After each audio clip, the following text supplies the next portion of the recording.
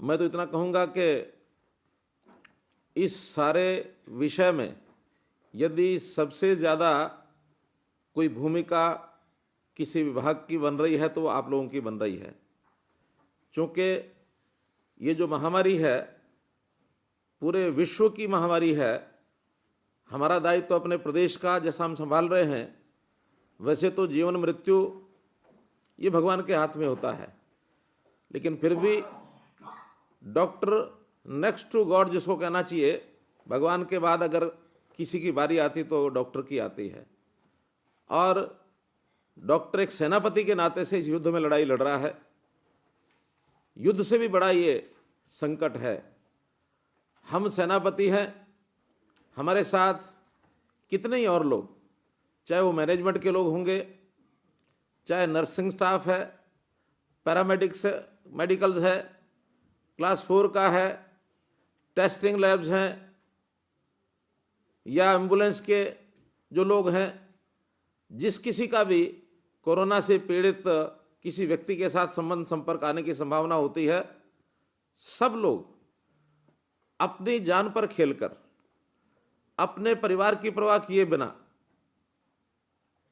पूरे देश और समाज की जिसको चिंता है, समाज को हमने परिवार माना है, हम उस काम को कर रहे हैं। डॉक्टर जब वो डिग्री अपनी प्राप्त करता है, उस समय डॉक्टर को एक हिप्पोक्रेटिक ओथ दिलाई जाती है। वर्षों से ये क्रम चलता है और उस ओथ में हमको ये सब बातें बताई जाती हैं कि जो पेशेंट, उस पेशेंट की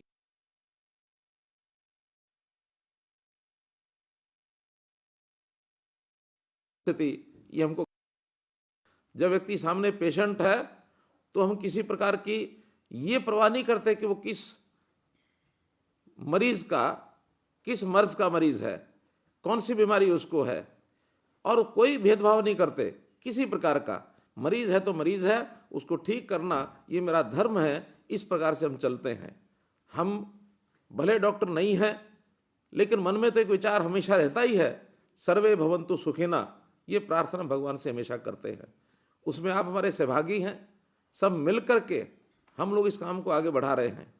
आपको बहुत प्रकार की कठिनाइयाँ भी आ रही होंगी, बहुत प्रकार का दबाव भी बना हुआ होगा, परिवार के लोगों का भी दबाव होगा, साथी लोगों का भी दबाव होगा, किसी प्रकार का कभी कोई खतरा भी बताता होगा, कोई भय भी पैदा करता होगा। लेकिन उत्साह और जोश ये ऐसी चीज़ें हैं जो अपने डर को ख़त्म करती हैं।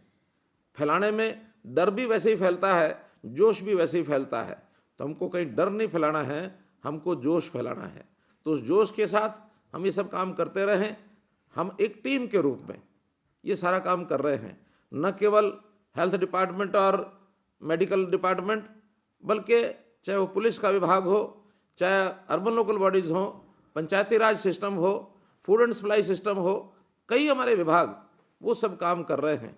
हम सब इन विभागों से ऊपर उठ करके, एक संकट ऐसा है, मिलजुल करके इस लड़ाई को लड़ना है।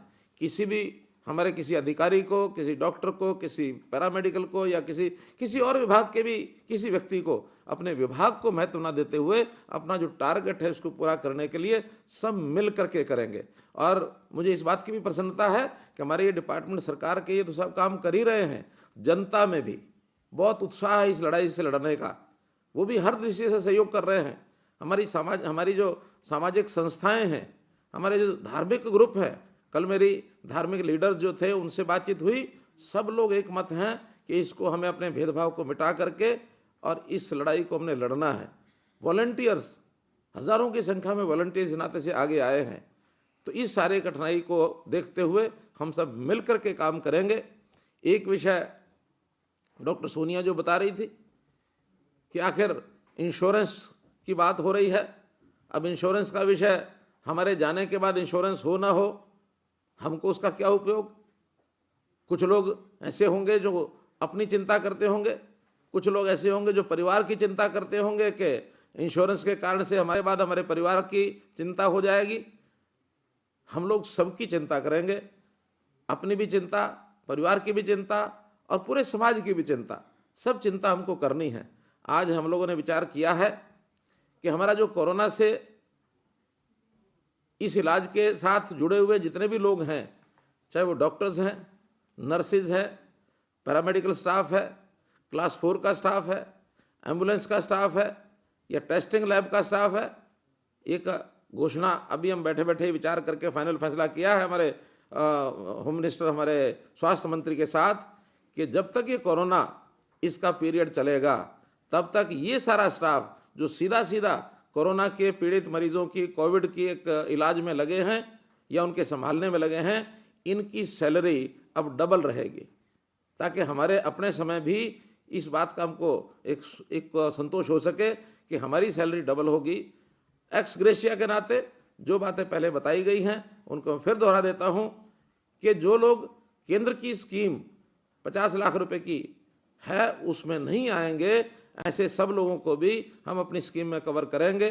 डॉक्टर्स के लिए 50 लाख, नर्सेज के लिए 30 लाख, पैरामेडिकल स्टाफ के लिए 20 लाख, क्लास 4 के लिए 10 लाख। तो इस प्रकार से हमने उस एक्स ग्रेशिया को, वैसे तो मुझे लगता है कि सारा स्टाफ केंद्र की स्कीम में आएगा ही, फिर भी कोई अगर उसमें बंधन होगा या कोई इस प्रकार की कोई ऐसे पैरामीटर्स होंगे जिसमें वो नहीं आता है, तो हम प्रदेश की ओर से ये सारी व्यवस्थाएं करेंगे। मैं इस विश्वास से कि हम सब लोग एक उत्साह के साथ एक टीम के रूप में इस कोरोना को हरियाणा से हराएंगे, भारत से भगाएंगे, यही हमारा एक लोगो होना चाहिए, यही हमारा नारा होना चाहिए। इसी प्रकार से हम लोग लगे रहें। मेरी बहुत बहुत शुभकामनाएं। आपका बहुत बहुत धन्यवाद। बहुत बहुत